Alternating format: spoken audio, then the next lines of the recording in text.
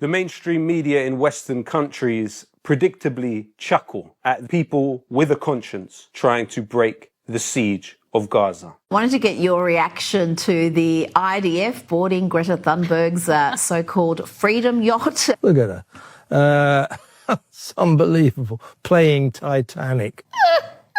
Sorry, I shouldn't laugh. People got a little bit weary about her bleating on about the climate, so she changed tack and jumped on the Free Palestine bandwagon, which inadvertently means she appears to be supporting Hamas. And Sky News chimed in. I suppose the criticism is that perhaps she's not as innocent as all that. She's been accused of being anti-Semitic, hasn't she? There are others on board who've been accused of being Hamas sympathisers. That sounds exactly like a press release from the Israeli government. Piers Morgan described Greta Thunberg as an attention-seeking narcissist. A very distracting piece of narcissistic attention-seeking by somebody with a track record for doing this. The Flotilla was a joke, a publicity. It was an attention-seeking publicity stunt that was designed to raise attention for Greta Thunberg.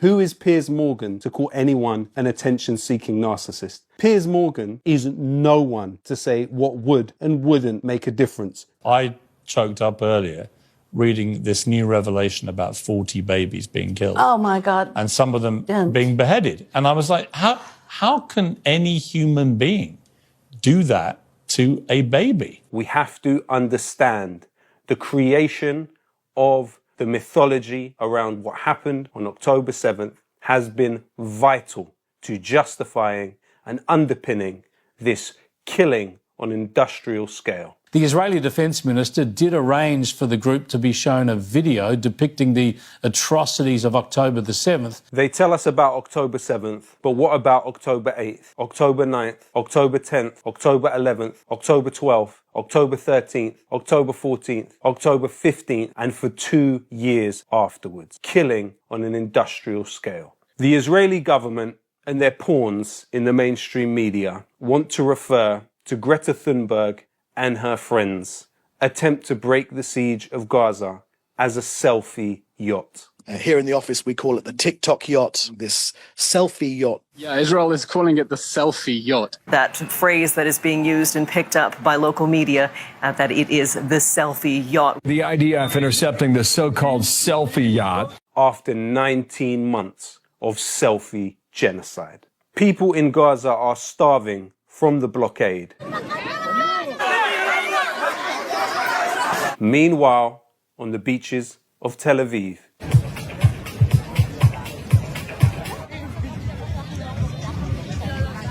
just like the film The Zone of Interest, which depicts this juxtaposition between inside the concentration camp and outside the concentration camp.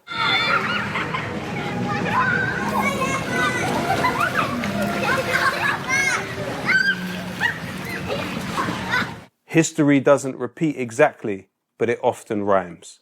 Hijacking boats in international waters is an act of piracy. And for decades, Israel has been doing this from Cyprus to Lebanon. Hijacking, detaining, and even killing those who sought to bring aid, support, and love to the people of Gaza. Israeli forces stormed at least one ship attempting to break the blockade of Gaza. Commanders lowered themselves from the helicopters and onto the Mavi Marmara. That's the lead ship in a flotilla of 6 vessels which are carrying aid for the Palestinian territory.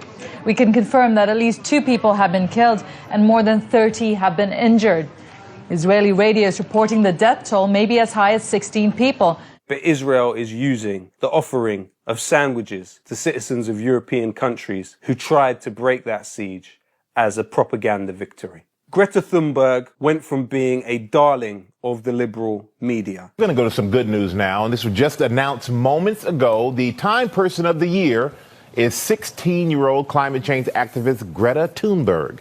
She definitely deserves it as well. No question about that.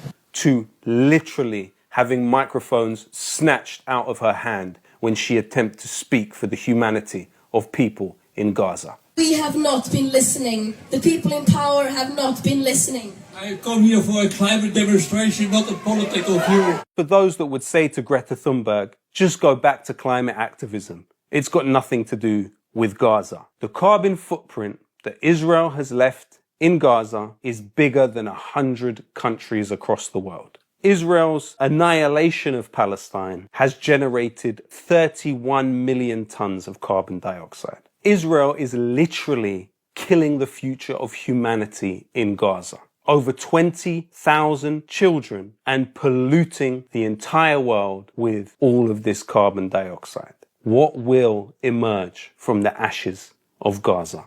And what will it say about the rest of us? What did you do when the Hunger Games was real and live streamed?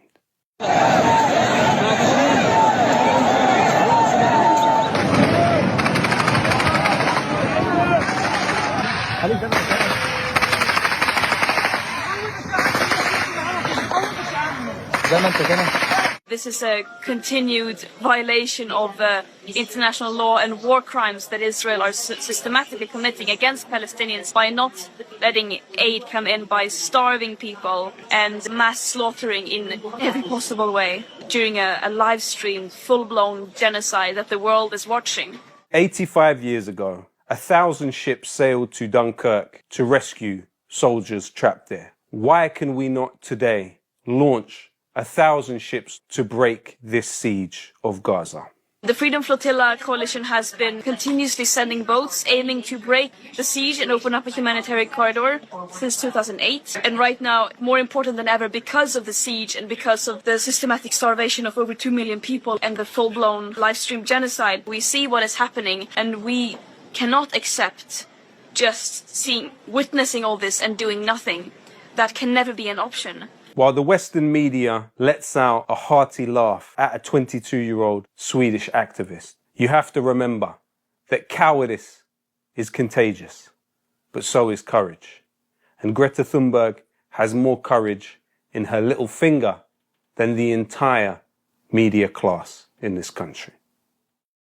This is a very important story which I am very grateful to Double Down News for publishing. There is a reason you won't see this story anywhere on the mainstream media. I hope that you can continue to support the work that they do here by becoming a member of the Patreon now.